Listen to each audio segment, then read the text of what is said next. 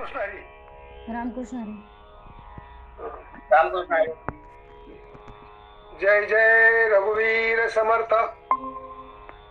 शुका सारिके पूर्ण वैराग्य जाचे, वशिष्ठा परिज्ञान योगेश्वराचे, कवी वाल्मिका सारिका मान्य ऐसा.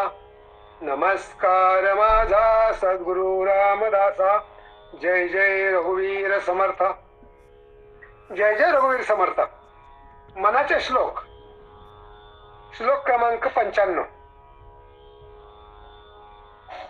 अजामेळ पापी वदे पुत्र कामे, तया मुक्ती नारायणाचे नामे. शुका कारणे कुंटनी रामवाणी, मुखी बोलता ख्याती झाली पुराणी. समर्थ स्वामींनी काही प्रसंग सांगितले. त्याच्यामध्ये काय घडलेलं आहे. अजामेळ पापे वदे पुत्र कामे. अजामेळ नावाचा एक ब्राह्मण होता. अतिशय हुशार त्रिकाल संध्या करणारा ब्राह्मण होता. त्याच्या जीवनामध्ये घडलेली घटना आहे. प्रत्येक वेळेस समर्थांना काय सांगायचं की राम नामामुळे कसे लोक तरले गेलेले आहेत. केवळ नामामुळे उद्धार झालेली कितीतरी उदाहरणं या पुराणामध्ये आलेली आहेत.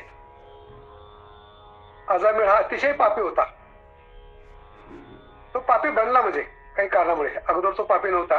याची कथा अशी आहे की अजामेळ नावाचा जो ब्राह्मण होता तो खूप हुशार होता, त्रिकाल संध्या करणारा होता. पण त्याच्या हातून कर्म कसं घडलं. पूजेसाठी फुलं आणण्यासाठी म्हणून तो शेतामध्ये गेला आणि परत येताना त्यांनी नको ते दृश्य पाहिलं. आपले डोळे काय करतात, दृश्य पाहिले की म्हणजे बुद्धीला चालना देतात. आपण काही कीर्तनामध्ये प्रसंग ऐकला असेल दृष्टांतामध्ये की पेरूचं झाड होतं, डोळ्याने पेरू पाहिले, पायाने तिकडे धाव घेतली, हाताने पेरू तोडला, तो भाग जाऊ द्या. परंतु काय करतात की दृष्टी जी आपली आहे ना, ती दृष्टी बुद्धीला चालना देते आणि विचार करायला होते. मग अशा प्रकारे त्या अजामेळाने ते दृश्य पण नको ते दृश्य पाहिलं आणि त्याची बुद्धीमध्ये काय झालं की दोष निर्माण झाला. आणि तो दोष असा निर्माण झाला की त्याच्या जीवनाची वाताहत झाली. ती कथा मला तर सर्वांना माहिती आहे. त्यानं ज्या स्त्रीशी संबंध ठेवले तिला 9 मुले झाली. त्याच्या जीवनामध्ये अतिशय वाईट प्रसंग आले. दरिद्र निर्माण झालं. त्यांनी ज्या स्त्रीशी संबंध ठेवले होते तिची इच्छा पूर्ण करण्यासाठी त्याने नको त्या गोष्टी केल्या, चोऱ्या केल्या, अनेक म्हणजे समाजामध्ये खूप बदनामी झाली. कशामुळे? केवळ एक वाईट दृष्टीमुळे. त्याच्यामुळे काय असं की दृष्टी आपली स्वच्छ असावा आणि अंतःकरण पण स्वच्छ असावा. कदाचित डोळ्याने नको ती गोष्ट जरी पाहिली तरी बुद्धीने त्याच्याविषयी विचार नाही केला पाहिजे, ती सोडून दिली गेली पाहिजे. आपली बुद्धी खूप चंचल आहे आणि बुद्धी नको ती गोष्टी करायला होती या देहाला. आणि त्याचा त्रास कोणाला होतो? बुद्धी बाजूला राहते आणि त्याची शिक्षा देहाला होत असते. तर हा असा जो अजामेळ होता, अजामेळ तर त्याने काय केलं की त्याने आता या पापातून कसं मुक्त व्हायचं म्हणून त्याला नारद म्हणून त्याच्या मुलाचं नाव नारायण ठेव म्हणून सांगितलं होतं, नव्या मुलाचं नाव. आणि शक्यतो नैसर्गिक गोष्ट अशी आहे की कुठल्याही माता पित्याचं लहान मुलावरती प्रेम थोडं जास्त असतं. आता तो निसर्ग नियम आहे म्हणता येईल. आणि म्हणून वारंवार तो काय करतो, नारायणाला नारायण नावाने हाक मारायचं, त्याच्या नको प्रत्येक गोष्टीमध्ये त्याला नावाने पुकारायचं. आणि असं न कळत त्याच्याकडून काय झालं, देवाचं नामस्मरण झालं गेलं. पुत्रावरती प्रेम होतं त्याच्यामुळे तो वारंवार नारायण नावाने उच्चार करायचा त्याचा.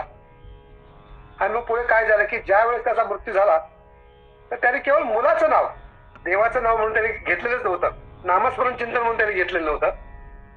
देवाविषयी आवड आहे म्हणून घेतलं नव्हतं. पण नकळत अजाणतेने त्याच्याकडून ते जे नाव घेतलं गेलं होतं त्याचा सुद्धा त्याला जीवनाच्या शेवटी उद्धार झाला. आणि म्हणून असं ह्या नामाचं महत्व आहे. नाम काय करतं तर नाम पापाचा नाश करतं. नामासे कीर्तन साधन पै सोपे जळतील पापे जन्मांतरीची. जन्मोजन्मी जी काही पाप घडील असतील ना, ती या जीवनामध्ये आपण नामस्मरण चिंतन केलं तर मागची जी काही पाप आहेत ती सुद्धा जळून जातात. आमच्या बाबतीत घडलेला प्रसंग आहे. आजोबांनी कर्ज काढलं होतं विहिरीसाठी. ते मुलाने काय फेडलं आणि शेवटी नातवाकडून ते नील झालं. तसे आपल्या सुद्धा जीवनामध्ये काही कर्म मागच्या जीवनामध्ये घडलेले असतात, वाईट कर्म, आणि त्याचे भोग आपल्याला या जन्मामध्ये भोगावे लागतात. परंतु त्या भोगाची तीव्रता किंवा भोग नष्ट करण्यासाठी म्हणून समर्थ रामदास स्वामींनी काय सांगितलेलं आहे की नामस्मरण करा. त्या भगवंताचं नाव घ्या, त्याला आठवा, त्याचं चिंतन ठेवा, त्याचं स्मरण ठेवा. आणि त्याचं स्मरण ठेवण्यासाठी काय केलं पाहिजे? आपण संतांची संगत धरली पाहिजे. कारण काय की संत हे परीस आहेत आणि आपण कोण आहोत? आपण लोखंड आहोत. आपण जर चांगली साधना ठेवली, चिंतन ठेवलं, ज्याप्रमाणे लोहचुंबक लोखंडाला आकर्षण करतं, तसं आपल्या सुद्धा जीवनाचा संतांच्या सहवासामध्ये गेलं तर आपल्या जीवनाचं सोनं होऊन जाईल. सुका कारणे कुंटनी रामवाणी. एक वेश्या असते, त्या वेश्येने काय केलेलं असतं? पोपट पाळलेला असतो. आणि त्या पोपटाला ती काय करते? राम राम म्हणून म्हणायला शिकवते ती आमची. पोपट असा प्राणी आहे की तुम्ही त्याला ज्या गोष्टी मी मागे चिंता मी सांगितलं होतं, जर त्याला तुम्ही ओवी शिकवली तर तो ओवी म्हणेल, आणि त्याला शिवी शिकवली तर तो शिवी म्हणेल. तसं या वेश्येने काय केलं होतं? त्या पोपटाला राम राम म्हणायला शिकवलं होतं. वेश्येच्या हातून सुद्धा खूप काही पाप घडलं होतं, परंतु तो पोपट रामराम म्हणायचा आणि ती ऐकायची. नकळत तिच्याही तोंडून काही रामनामाचा उच्चार व्हायचा आणि ती सुद्धा जीवनाच्या शेवटी त्या रामनामामुळे तरली. असं हे रामनाम जे आहे हे जीवनाला तारक मंत्र आहे. हे राम नाम घेण्यासाठी मला काही कष्ट पडत नाही, पण त्याच्यासाठी काय करावं लागतं? आपली अंतरात्म्यातली ज्योत जी आहे ती रामनामाने तेव्हा ठेवावी लागते. विजलेल्या दिव्याने दुसरा दिवा पेटवता येत नाही. जो दिवा विजलेला आहे तो दुसरा दिवा पेटवू शकत नाही. म्हणून काय करायचं की आपल्या अंतरात्म्यातली जी रामनामाची ज्योत आहे ना, ती कायम तेव्हा ठेवायची, ती विजू द्यायची नाही. म्हणजे नेमकं काय करायचं? ज्या ज्या वेळेस तुम्हाला जसा जसा वेळ मिळेल त्या त्यावेळेस तुम्ही त्या भगवंताचं चिंतन करायचं, रामनामाचं चिंतन करायचं. तुमचा आवडीचा जो कोण देव आहे, खरं म्हणजे राम आणि कृष्ण हे दोन पूर्ण अवतार आहेत, शक्यतो त्याचं चिंतन ठेवावं. तुम्ही मसोबा बिरोबा अमुक तमुक काय हेंद्री शेंद्री देव त्याचं किती चिंतन केलं तर ते पावणार नाहीये. नवे नवे पुराणामध्ये असं सांगितलेलं आहे, रामायणामध्ये काय बघायला आलेलं आहे असा, हे जे काही आपण म्हणतो ना इतर देव आहेत, या देवांना सुद्धा रावणाने काय केलं होतं? बंदीखान्यामध्ये टाकलं होतं. म्हणजे तुम्ही सांगा की जे देव स्वतःची सुटका करू शकत नाही ते तुमची सुटका कशी करतील? म्हणून काय करावं? जो जगाचा शिवहर आहे, शिवशंकर आहे, तो सुद्धा त्या रामनामाचं चिंतन करतो.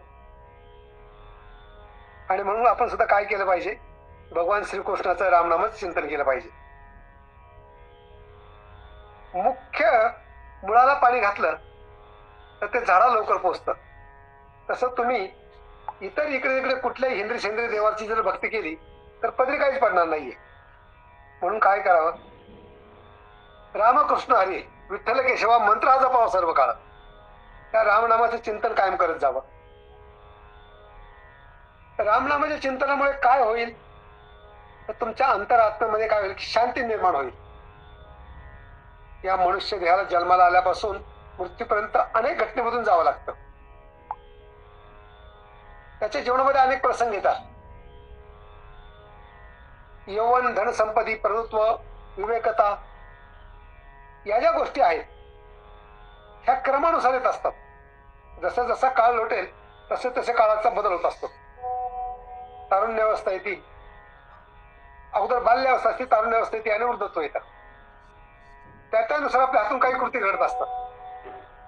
बाल्यावस्थेमध्ये अज्ञान असतं, तारुण्यामध्ये समज येते, परंतु नेमका त्याच काळामध्ये अहंकार पण शिरलेला असतो.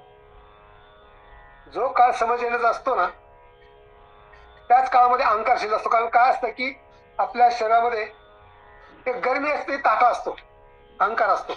कशामुळे की त्या तारुण्यावस्थेचं ते एक हे फळ आहे म्हणायचं. परंतु खरंच ज्ञानी लोक असतात ना, त्या तारुण्यावस्थेमध्येच भगवानचं नामस्मरण, चिंतन, भजन, पूजन, दिंडी सोहळा ह्या गोष्टी करतात. आणि एकदा त्या काळामध्ये त्या गोष्टी करायला लागल्या की वृद्धत्वाच्या काळामध्ये काय होतं, आपल्याला त्रास होत नाही. आता बऱ्याचशा वेळा वाऱ्याला जात असताना लोक म्हणतात आमचे गुडघे दुखतात, पाय दुखतात. हे कशाचे लक्षण आहेत? सुरुवात जर तुम्ही चांगली केली तर पुढे तुम्हाला त्रास होणार नाही ना. म्हणून काय केलं की सराव केला पाहिजे. तसं तुम्ही कायम ह्या रामनामाचा चिंतनाचा सराव करा. त्या रामनामाच्या चिंतनामध्ये काय होईल